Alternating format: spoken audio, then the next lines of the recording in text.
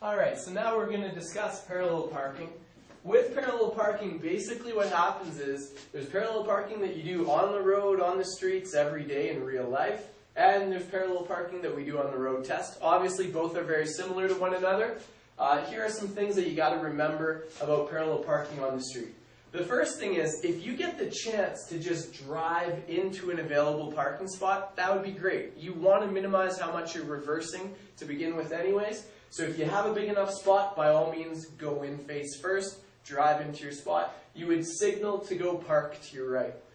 Now, if the spot is smaller, the front wheels, the way they turn, they're designed that they can steer sharper. Your car can get in tighter and quicker in reverse. So if it is a spot that's just 1.5 times the size of your vehicle, you could still get into it, but you'll have to reverse into it. So your job as you drive up, and this is a road where maybe you have one lane going in each direction, as you drive up, you are going to tap your brake pedal 3 times to flash the brake lights to warn other cars to wait back here. You're then going to drive forward, and let's say our car is about the size of this pen. If you drive forward and you stop here, you haven't gone far enough forward, you'll just hit the back cars as you try to go into the spot. So you tap, tap, tap, you continue on until you get roughly beside this car. Once you've achieved that, you then set your steering towards the right, and that sets up your angle. If I don't steer in enough before I countersteer, I'll end up too far from the curb. If I do it just the right amount, I should end up perfect. If I overdo it, if I keep my wheel cranked to the right for too long, now when I steer to the left, I'll hit the curb. But even if I hit the curb, it's not the end of the world. I can go forward and right, back and left, and that's still a good parking job. Just remember, tap, tap, tap your brakes 3 times on the way up. You can signal towards the right. You'll go forward till you meet that car, and you find your way backing in. Again, the spot has to be 1.5 times for you to even be able to back into the spot. On the road test, no matter what size of car you bring, you're going to be doing parallel parking in a 25-foot long spot. And with most vehicles, that still gives you enough room that you can back into the spot. The bigger the car, the more precise you'll have to be backing in. But in most cars, you should be able to do it regardless.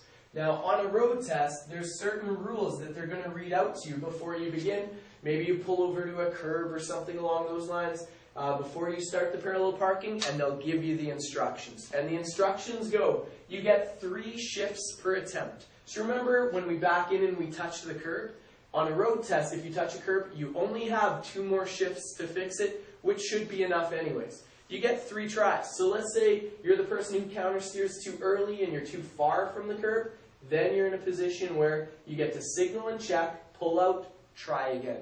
So you get 3 attempts or 5 minutes. That's tons of time, so don't ever rush it. The other rules are you cannot touch a pole, so be very careful. They represent cars, and so obviously you can't touch the poles. You cannot climb a curb.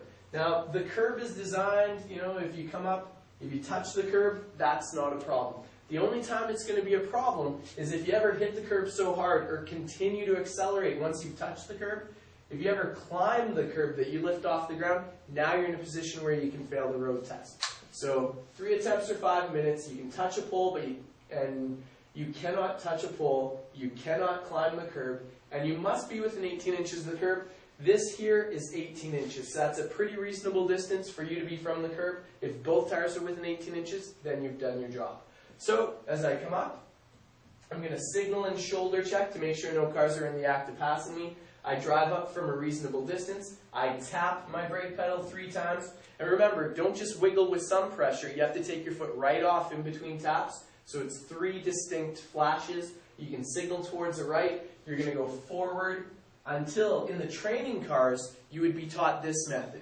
There's a guideline here. There's a 1 in the window. When you see the pole in the number 1, that's when you stop. You crank your wheel to the right. That sets up the angle coming in.